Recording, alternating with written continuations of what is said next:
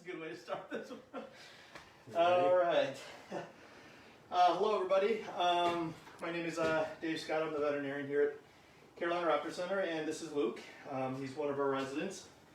Been here, I think he's about 25, 26 years old, and he was discovered to be somewhat lame on this foot last week, and we grabbed him and examined him and took some x-rays, and it's all right, buddy. And he in fact does have a pretty swollen toe here. Right there, that's digit number 2. That's his good side. That's his bad side, so you can really tell the difference. The x-ray showed that he had some sort of a lesion in one of the bones there, and can't tell if it's a fracture or if it's something that we call a lytic lesion, which means the bone is being eaten away. That would be bad. That could be an infection, it could be a tumor. We don't really know, and the only way to find that out is to biopsy it, and we haven't done that yet. But you can turn this way a little bit. There's a little incision that we made there because he did have a pocket that felt like it was fluid filled, and I made a sterile incision, tried to drain that, and unfortunately nothing really bad came out. And I say unfortunately because it's nice if it's an abscess, because oftentimes you can clean those out and they can resolve and they can be pretty happy after that. But this one didn't have a lot to come out, so we're treating him with systemic antibiotics and anti-inflammatories for pain. Unfortunately, our friend has not been eating since we did his treatment on Friday. So that means he's not getting not only his food, but he's not getting his meds. And that's not great. So we're going to try to do this without anesthesia. He seems pretty calm. And if he starts to act painful, we'll knock him down with the gas and just put him out. But I like to avoid that if we can, given his age. Although 25 is not terribly old for an eagle, it's still, he's not a youngster anymore either. This is just surgical prep. The incision looks great. It's healing. That's not painful, is it? Does that hurt, my friend? I don't think he's reacting. He's not reacting painfully, so that's good. What have you guys said about lameness over the weekend? Have anybody noticed? He seems to be weight bearing on both, Okay. and both on the ground and on a perch. So the big thing for him is he's not eating now, and that's obviously not great. So we kept him in his original home over the weekend because we thought he'd be more comfortable there, but of course he did not follow the plan and he stopped eating. So we're going to move him into the rehab side, which is not without risk because it's stressful for him to move, and stress can cause all kinds of things. I'm in what we call the danger zone down here. Don't want to be there generally. Okay, so the wound looks great. We're just going to put a new bandage on it. I'm gonna come on this side. Actually, is there any chance you could use one of your hands to kind of hold that toe apart? Good, that'll help. Okay. So obviously this is still a wild animal, and we are limited as to what we can do and how often. Everything we do is really stressful for them. They literally think that they're about to die when we grab them, and that's not a good place to put them in. So we try to be efficient and not do things more often. I gotta squeeze behind you for a second. I should have had this stuff ready. Sorry.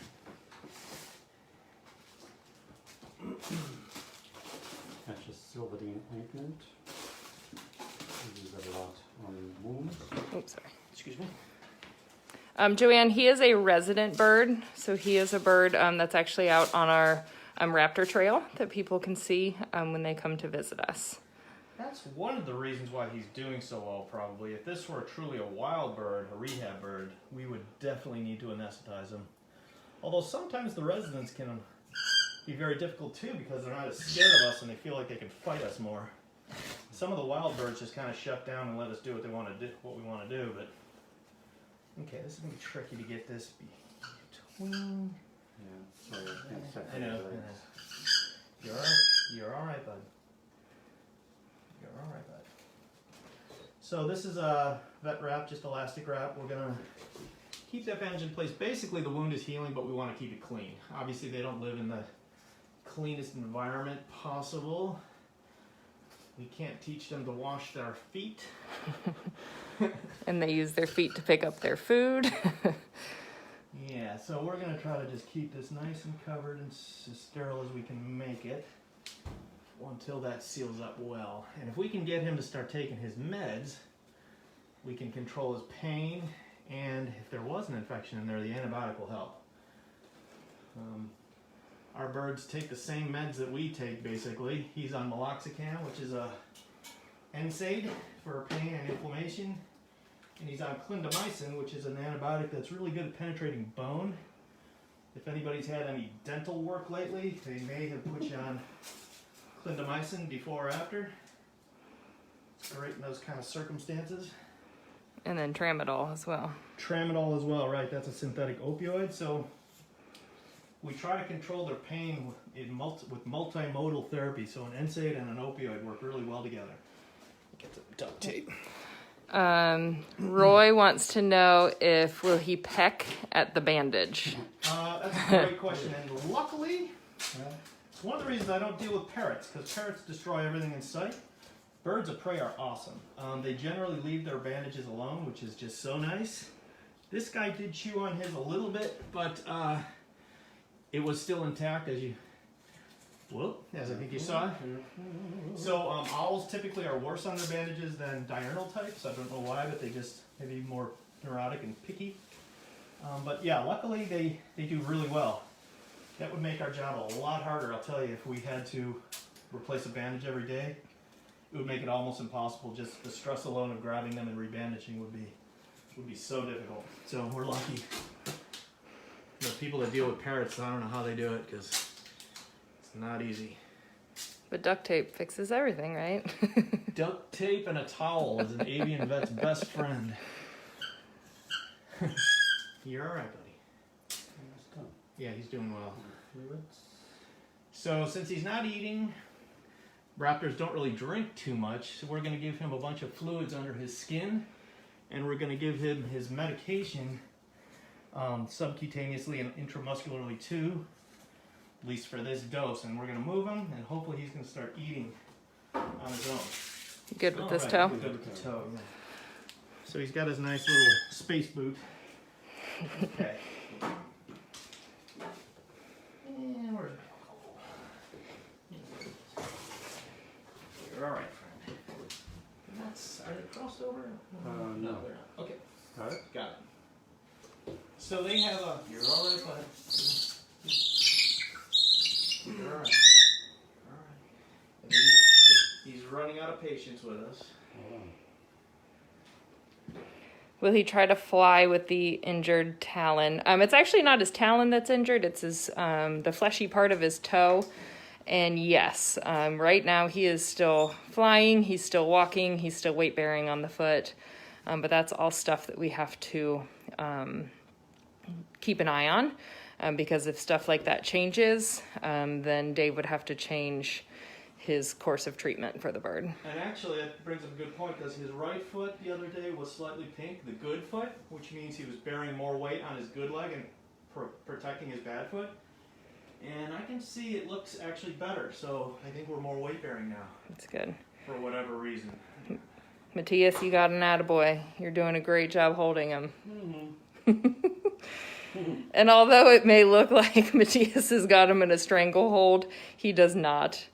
He's just holding the face or the head steady. It's a very loose hold. Just didn't want people. A little bit here.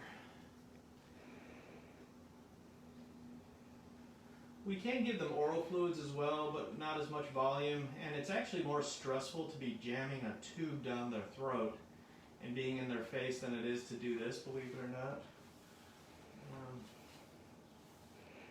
Roy asks, how many birds do you treat on a normal day? Well, No day is normal. Yeah, it's so random. So we treat anywhere from 900 to 1,000 birds a year, and each bird is an individual. Some are just quick, not a whole lot wrong with them, give them some K-dressing, get them out. Others are very, very intensive with fractures and wounds and stuff. So every day is very, very different. Today we had to anesthetize and get x-rays on about 3 or 4, and this was kind of a slow period for us with COVID. This is clindamycin. I'm just going to inject, you're all right, friend, into his sub-Q pocket. That's like 4 times the normal dose since this is a big bird. And we're almost done, my friend. We're gonna do one more load of fluids in the other leg. And Roy, the amount of birds that come into the hospital on a daily basis can fluctuate. They can go a couple days without seeing any birds, and then they can get an influx of birds from rehabbers all over the state that might have 2 or 3. Too. Yeah. Definitely seasonal. That's a very dangerous foot here.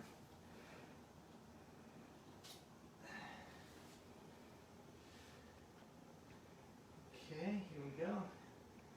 You end up with really strong forearms. Why are you keeping him vertical as opposed to laying him down? It's a lot less, it's a lot more comfortable for him to be vertical breathing. So we lay them down a lot when we're doing something a little bit more invasive or we need to anesthetize them, but I feel like if we don't need to anesthetize them, it's better to keep them up vertical. Sometimes we cover their head. In fact, we usually do, but bald eagles actually seem to do better if they can see what's going on. A lot of other species get really calm when you put a towel over their head, but eagles seem to be more annoyed by it. And they oftentimes will be shaking their head around to get the towel off so they can see. So they're all individuals. Each species is different. I guess it's like people, everybody's different. I can say that we don't have a whole lot of experience with Luke because he's generally a healthy bird. He's been with us for a long time. We haven't had to deal with him too much in this way. Which is always a good thing. Yeah. All right, so that's 120 cc's. Just for a little technical terms, birds need 50 mils per kilogram every day of fluid intake. He weighs 3.5 kilograms, so he should get typically, what is that, 50, about 180, something like that. So we're giving him about 2/3 of his normal intake. This is Naloxone. He'll get the rest from his food, and we're going to force feed him downstairs too, since he hasn't eaten in a few days. That's a little alcohol just so we can separate his feathers. And you can see there's a big body of muscle here, the pectoral muscle, that's their flight. And he is downy. There, you can see that. Can you see that pink? I don't know if it's showing up. But yes. That's his skin. And he actually has some fat on him. Blubber. Well, that's not very That's nice. not very nice. Okay. So he did really well. Kind of got excited a few times there. So that's it. Hopefully he's going to start feeling a little bit better. We just need to maintain his weight and try to keep him eating and getting liquid and all that kind of stuff. Barbara, will he know that we helped him and be appreciative? No. No. The answer is no. Even the opposite is that the next time that he sees these 2 faces coming at him, he is going to anticipate that they're going to grab him. Unfortunately, they don't equate feeling better with these 2 faces. They just equate getting grabbed. So, but we appreciate them for all that they do. So thank you guys so much. And thanks for tuning in. We'll see you guys on Wednesday. See ya.